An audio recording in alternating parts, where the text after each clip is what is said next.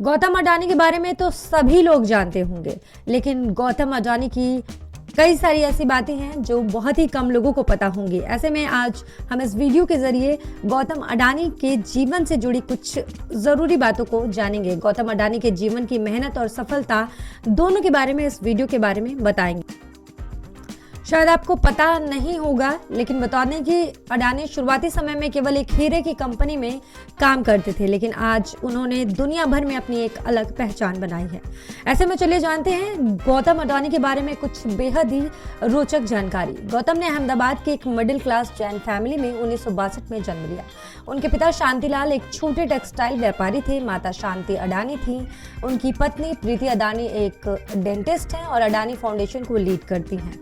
7 भाई बहनों के बीच पले बढ़े गौतम ने गुजरात यूनिवर्सिटी में कॉमर्स में एडमिशन लिया, लेकिन उसे बीच में छोड़ दिया। गौतम को बचपन से ही बिजनेस से लगाव था, लेकिन वो अपने पिता के बिजनेस से न जुड़कर खुद का बिजनेस करना चाहते थे। खुद के बिजनेस करने की चाह ने उन्हें बेहद कम उम्र में 1978 में मुंबई पहुंचा दिया, जहां उन्होंने डायमंड शॉर्टर के रूप में 3 सालों तक काम किया। 1981 में गौतम के बड़े भाई मनसुख भाई अडानी ने प्लास्टिक यूनिट खरीदी और गौतम को ऑपरेशन मैनेज करने के लिए प्रस्ताव दिया, जो आगे चलकर पॉलीविनाइल के माध्यम से ग्लोबल व्यापार करने में पहली सीढ़ी के रूप में शामिल हुआ। 1985 से गौतम ने स्मॉल स्केल इंडस्ट्री के लिए पॉलीमर का आयात करना शुरू किया। उन्होंने 1988 में अडानी एक्सपोर्ट्स की स्थापना की।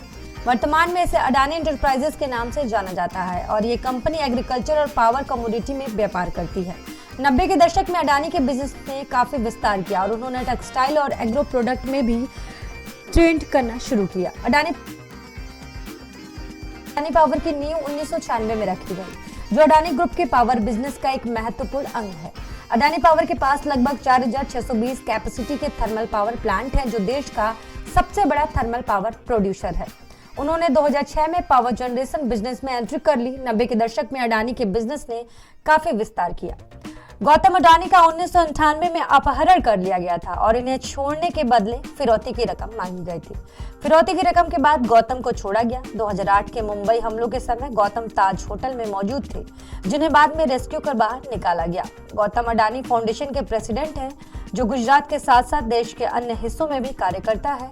रिपोर्ट के अनुसार उन्होंने मार्च 2020 में कोविड के जंग में मदद के रूप में पीएम केयर फंड में तकरीबन 100 करोड़ रुपए की मदद दी थी। इसके साथ ही उन्होंने गुजरात सीएम रिलीफ फंड में 5 करोड़ और महाराष्ट्र सीएम रिलीफ फंड में 1 करोड़ रुपए की मदद की थी।